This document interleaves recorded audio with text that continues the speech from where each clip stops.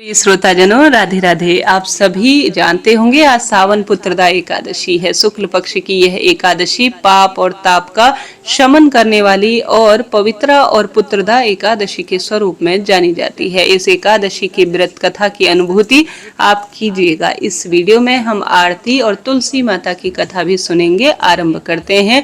प्रेम से बोलिए लक्ष्मी मात की जय, विष्णु भगवान की जय, सर्व देवी देवताओं की जय। कथा अनुसार एक बार युधिष्ठिर भगवान ने श्री कृष्ण जी से कहा, हे केशव, श्रावण मास के शुक्ल पक्ष की एकादशी का क्या नाम है और इसका क्या महत्व है, कृपा कर आप हमसे कहिए। तब भगवान श्री कृष्ण जी ने कहा कि हे राजन, आप ध्यान पूर्वक इस कथा को सुने। द्वापर युग में राजा महिजीत महिष्मती नगरी में राज्य करते थे, परंतु पुत्र न होने के कारण वह अत्यंत ही दुखी रहा करते थे और पुत्र प्राप्ति के लिए अनेक प्रकार के प्रयत्नों को भी करते थे।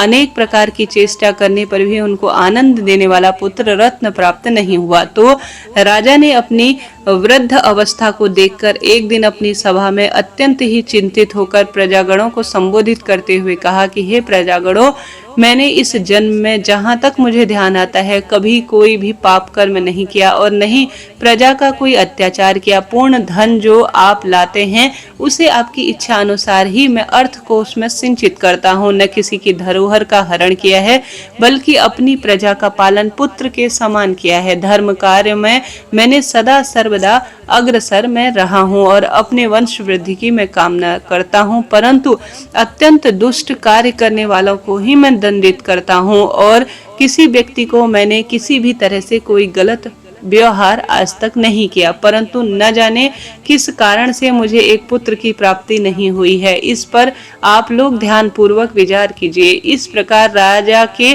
श्रेष्ठ वचनों को सुनकर प्रजाजन और पुरोहित आपस में सर्वसम्मति से कहने लगे कि इन राजा का कल्याण करना आवश्यक है। राजा के कल्याण के निमित्त सभी लोग वन में चले गए और मुनियों के आश्रमों को ढूंढते हुए इधर उधर वन में भ्रमण करने लगे। उसी नगर में उन्होंने अत्यंत ही घोर तपस्या करते हुए निराहार और इंद्रजीत सबसे सुंदर महात्मा लोमश ऋषि के दर्शन किए, जो कि सर्वधर्म और सर्वशास्त्र रूप में हम सभी के सामने थे और कल्प के अंत में वह ही लोमश रूप में प्राप्त होते थे। इस कारण ही उनका नाम लोमश पड़ा। इस प्रकार उन त्रिकालदर्शी महात्मा लोमश को देखकर सभी लोग अत्यंत ही हर्षित होकर निकट जाकर यथोचित रूप में उन्हें प्रणाम करके उनके पास स्थित हो गए।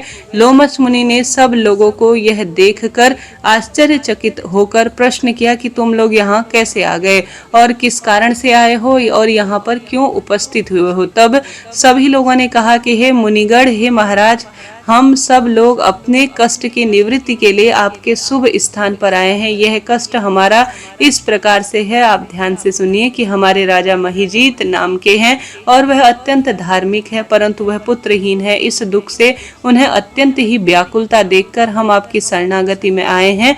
कोई ऐसा कार्य कर्म बताइए जिससे कि हमारे राजा सुख पा सके। आपके दर्शन करने मात्र से सौभाग्य में वृद्धि होती है, अतः आप हम लोगों के ऊपर बस इतनी सी कृपा कर दीजिए, कोई ऐसा उपदेश दीजिए जिससे कि धर्मात्मा राजा के कार्य की सिद्धि हो जाए और उनका कल्याण हो। प्रजाजनों की इस प्रकार की बातें सुनकर क्षण भर में ही ध्यान मग्न होकर राजा के पूर्व जन्मों के वृतांत को समझकर लोमश मुनि ने कहा, राजा पूर्व जन्म में अत्यंत ही घोर पापी और महादरिद्र जाति का वैश्य था। अपने व्यवसाय हेतु इस नगर से उस नगर तक उसने हर प्रकार से भ्रमण किया था। एक समय की बात है, ज्येष्ठ माह के शुक्ल पक्ष की एकादशी को मध्याह्न के समय में अत्यंत व्याकुल होकर जल के लिए कोई उत्तम स्थान वह ढूंढने लगा। संयोगवश उसको एक अत्यंत उत्तम और स्वच्छ जलाशय दिखा दिया। उसको देखते ही जल पीने की इच्छा से वह समीप गया। उसी समय वहां पर जो कुछ हुआ वह ध्यान से सुनो। वहां पर एक ब्याई हुई गौ अपने साथ बछड़े को लाई हुई थी। उसी जलाशय के पास आकर जल को पीने लगी। उस समय इस बनिए ने उस जल को पीती हुई गौ माता को हटाकर स्वयं जल का पान किया था। इसी पाप के कारण वह आज निसंतान है। उस गौ माता का ही इसे श्राप लगा हुआ है, परंतु पूर्व जन्म के कुछ पुण्य से यह आज प्रतापी राजा हुआ और इसकी सद्बुद्धि हुई है। मुनि की ऐसी बातों को सुनकर प्रजाजन और पुरोहित ने कहा कि महाराज, हम लोगों ने पुराणों के द्वारा इस प्रकार सुना है कि पुण्य कार्य करने से पाप नष्ट हो जाते हैं, सो आप कृपा कर इस प्रकार के पुण्य का उपदेश कहिए जिसको करने से सभी पाप नष्ट हो जाए और राजा महिजीत को पुत्र की प्राप्ति हो। तब लोमश ऋषि ने कहा कि हे मनुष्यों, श्रावण माह के शुक्ल पक्ष की पुत्रदा नामक एकादशी का व्रत तुम लोग करो और इसका नियम पूर्वक पूजन कर रात्रि भाग जागरण करो और उसका फल अपने राजा को तुरंत प्रदान कर दो। संकल्प के तहत उस राजा को पुत्र की प्राप्ति अवश्य होगी। इस प्रकार लोमश ऋषि द्वारा बताए गए व्रत विधान और फल को सुनकर सब लोगों के अपार के आनंद की प्राप्ति हुई और सब लोग अपने घर की ओर लौट गए। जब श्रावण मास आया तब सब लोगों ने लोमश ऋषि के आज्ञा अनुसार राजा सहित भक्ति और विश्वास से विधान पूर्वक एकादशी व्रत किया और दूसरे दिन अपना जो फल था पूजा का वह राजा को प्रदान कर दिया। उस फल के प्रभाव से राजा की रानी ने गर्भ धारण किया और एक सुंदर और श्रेष्ठ पुत्र को जन्म दिया। इस प्रकार यह पुण्य और सबसे पावन पवित्र पुत्रदा एकादशी है। इसलिए इस लोक और उस लोक में आनंद प्राप्ति के लिए पुत्रदा नामक एकादशी का व्रत अवश्य ही करना चाहिए। इस एकादशी का महत्व पढ़ने और सुनने से घोर पापों से मुक्ति होती है। तो प्रेम से बोलिए एकादशी मात की जय, विष्णु भगवान की जय हो। श्री कृष्ण भगवान युधिष्ठिर से कहते हैं, सुनो युधिष्ठिर, तुलसी माता और एकादशी माता की यह दिव्य कथा अपने आप में पुत्र, सौभाग्य, धन धान्य और समृद्धि और परिवार में खुशियां देने वाली कथा है। इसको जो भक्त सुनता है उसके जीवन में समृद्धि स्वतः ही आ जाती है। कथा अनुसार बहुत समय पहले की बात है, एक सुंदर और समृद्ध राज्य था। उस राज्य का राजा धर्मात्मा और प्रजा का पालन करने वाला था। उसकी रानी भी अत्यंत धार्मिक और प्रतिव्रता थी। महल में किसी चीज की कोई कमी नहीं थी, परंतु सूनी गोद रानी की थी, जिस कारण वह परेशान रहते थे और दोनों तुलसी माता और एकादशी माता के आगे फूट फूट कर रोते थे। एक दिन रानी तुलसी माता के आगे दीपक जला रही थी कि सभी को देखकर उसके मन से खूब रोना निकला और वह फूट फूट कर रोने लगी और तुलसी माता से कहती है, रानी हाथ जोड़ कर कहती है, हे तुलसी माता, मैंने आपको माता स्वरूप माना है। मेरे जीवन में धन दौलत की कोई कमी नहीं है, लेकिन मेरी गोद सूनी है। यदि मेरी भक्ति में कोई कमी रह गई हो तो मुझे क्षमा करना, परंतु मुझे एक संतान का सुख तो दे दो ना। इतना कहकर रानी तुलसी माता के चरणों में सर रखकर रोने लगी। उसी रात रानी को एक स्वप्न में दिव्य स्त्री दिखाई दी। उसके मुख पर बहुत तेज था। उन्होंने कहा, पुत्री दुखी मत हो, तुम आने वाली एकादशी को श्रद्धा से व्रत करो। वह कोई और नहीं एकादशी माता थी। प्रातः स्नान करके भगवान विष्णु का पूजन करना, तुलसी माता को जल अर्पित करना, पूरे दिन भगवान का सुमिरन कर एकादशी माता का भी ध्यान करना और एकादशी कथा को सुनना। रानी ने स्वप्न में ही हाथ जोड़कर पूछा, माता, क्या मेरे भाग्य में संतान का सुख लिखा हुआ है? तब वह दिव्य स्त्री मुस्कुराई और बोली, जहाँ सच्ची श्रद्धा होती है वहाँ भगवान कृपा देर सबेर अवश्य करते हैं। अचानक रानी की नींद खुली। सुबह होते ही रानी ने राजा को पूरी बात बताई। राजा ने भी कहा, यदि भगवान श्रीहरि की इच्छा है तो तुम्हारी मनोकामना जरूर ही पूरी होगी। तो हम श्रद्धा से अब एकादशी का व्रत करेंगे। एकादशी के दिन राजा और रानी ने प्रातः स्नान किया, स्वच्छ वस्त्र धारण किए और भगवान विष्णु के सामने दीपक जलाया। रानी ने तुलसी माता के पास जाकर कहा, हे तुलसी माता, मेरे सुहाग की रक्षा करना, मेरे घर में सुख शांति और मेरी सोनी गोद भर देना। इसके बाद दोनों ने भगवान विष्णु की पूजा की और दिन भर एकादशी माता का स्मरण वह करते रहे। रात को उन्होंने जागरण किया, भगवान श्रीहरि के भजन गाए। आधी रात के समय अचानक दिव्य प्रकाश फैल गया। राजा रानी ने देखा कि भगवान श्रीहरि उनके सामने विराजमान है। दोनों ने हाथ जोड़कर प्रणाम किया। भगवान विष्णु बोले, राजन और रानी, तुम्हारी श्रद्धा से मैं बहुत प्रसन्न हूँ। तुम बहुत मेरे प्रति श्रद्धावान हो। तुम्हारे घर में शीघ्र ही पुत्र का जन्म होगा। तुम्हारे घर में से जो दुख है वह दूर होंगे, धन धान्य में वृद्धि होगी। लेकिन याद रखना, धन और संतान मिलने के बाद कभी अहंकार मत करना और एकादशी और तुलसी माता की भक्ति में कभी कोई कमी मत छोड़ना। इतना कहकर भगवान अंतर्ध्यान हो गए। कुछ समय बाद रानी एक सुंदर और तेजस्वी पुत्र को जन्म देती है। पूरे राज्य में खुशी की लहर दौड़ाई। राजा ने गरीबों को अन्न अन्न वस्त्र और धन देकर विदा किया।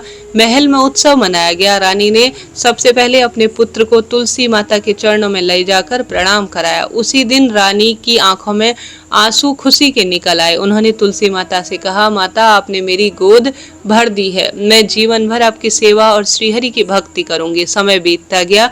राजकुमार बड़ा होकर धर्मात्मा और पराक्रमी बना। राज्य में धन धान्य की वृद्धि हुई और राजा का परिवार सुखी रहने लगा। लेकिन राजा ने कभी यह नहीं भुलाया कि हमें रोज नित्य नियम से भगवान विष्णु, एकादशी माता और तुलसी माता की पूजा करनी है। वह कभी नहीं भूले और सदा सर्वदा यह गुणगान करते रहे कि एकादशी व्रत करने से, तुलसी माता और श्री नारायण की पूजा करने से गृहस्थ जीवन में सब कुछ प्राप्त हो जाता है और मृत्यु पश्चात बैकुंठ का वासा मिलता है। इस बात को वह घर घर जाकर राम कथा रूप में, विष्णु कथा रूप में, तुलसी कथा रूप में बतलाने लगे। कथा अनुसार जो श्रद्धा से स्त्री पुरुष अपने मन से एकादशी व्रत की कथा पढ़ते, सुनते, सुनाते हैं, भगवान विष्णु का स्मरण करते हैं, तुलसी माता की पूजा करते हैं, उनके जीवन में कभी किसी चीज की कोई कमी नहीं रहती है। संतान की इच्छा रखने वाले दंपत्ति संतान सुख कामना से, विवाहित स्त्रियां अखंड सौभाग्य की कामना से और परिवार के लोग धन धान्य और सुख समृद्धि की कामना से इस कथा को श्रद्धा पूर्वक सुनते हैं। अंत में सभी हाथ जोड़कर बोले, एकादशी माता की जय, तुलसी माता की जय, श्री हरि विष्णु भगवान की जय हो। ओम जय एकादशी माता मैया, जय एकादशी माता, विष्णु पूजा व्रत को धारण कर शक्ति मुक्ति पाता।